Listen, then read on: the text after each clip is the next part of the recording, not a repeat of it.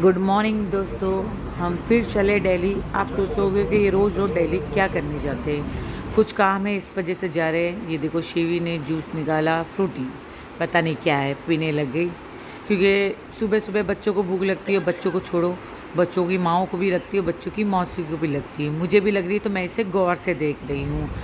Train में ये सारे बंदे बैठे हुए, यहाँ पे एक बंदा खड़ा हुआ है। मैं इसको बड़े गौर से देख रही थी। ये इंडिया का नहीं, ये फॉरेन का था। मैं अमिता को बता रही थी, देख अमिता, कुर्ता पैजामा पहनाया है और हम लोग देखो तो हम इनकी संस्कृति में ढल रहे हैं और ये हमारी। और हम दोनों होड़ में लग गई कि कौन सुंदर ज़्यादा दिखती है। तो वो कहेगी ऑब्वियसली मैं, और मैं कहूँगी मैं।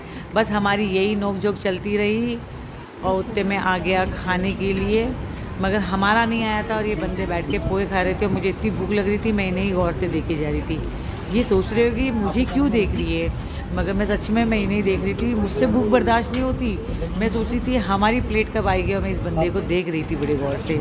उतने में हमारा भी कटलेट और ब्रेड बटर आ गया और फटाफट मैं सोचूं कि पैकेट खोले, ये बंदा जाए तो, मगर ये निकले ही नहीं यहाँ से।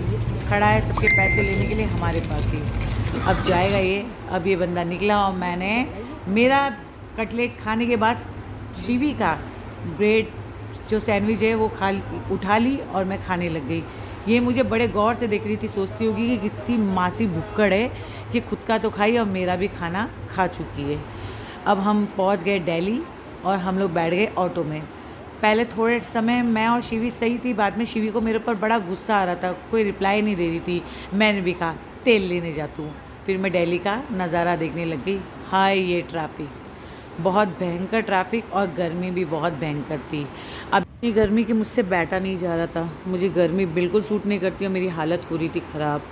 मगर फिर भी वहाँ का ट्रैफिक मुझे पहले के मुकाबले बहुत कम लगा।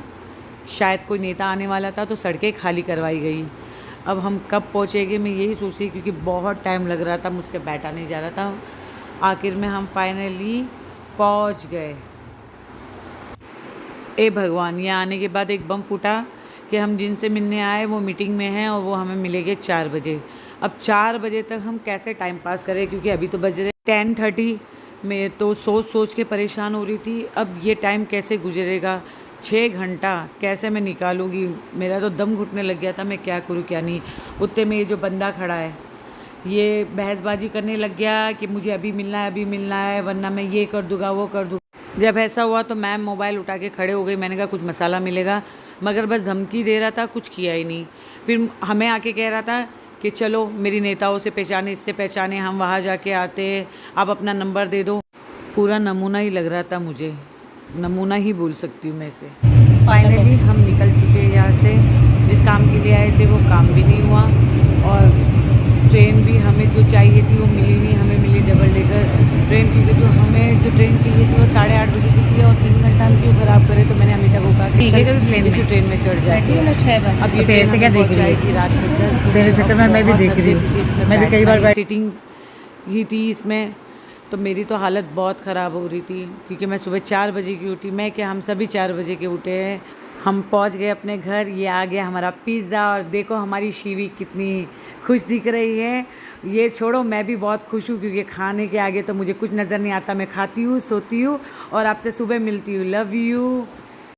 हो गई मेरी सुबह और मैं आ गई अपने घर। घर आते ही मुझे बहुत सारा काम था। ये भैया आए हुए हैं, मैं क्योंकि इस दीवार पे वॉलपेपर लगा रही हूँ। आप लोगों को पहले भी वीडियो में मैंने बता चुकी हूँ।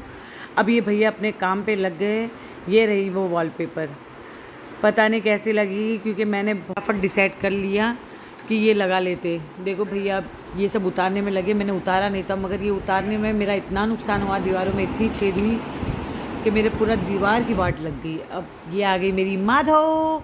इसको सुबह सुबह देख के मेरा दिल जो खुश हो जाता है। आपको पता है मुझे क्या बोलती है? मुझे बोलती है अम्मा। अम्मा का मतलब तो आप लोगों को पता है, मुझे बताने की ज़रूरत नहीं है। अब ये सोने का ड्रामा कर रही है, क्योंकि इसे घर नहीं जाना है, मगर ये सो रही नहीं है, बस ये ड्रामा कर रही है। आएगी बस, ये मेरे पास इसलिए आती है क्योंकि मैं गाना लगाऊँ और इसे नचाऊँ, मगर मैं आज गाना नहीं बजाऊँगी, क्योंकि घर में इतना फैलावड़ा फैला हुआ है। अब ये भैया लगा रहे तो है, भगवान मैं यही सोच रही कि लगने के बाद सुंदर लगे, पता नहीं ये कैसा लगेगा।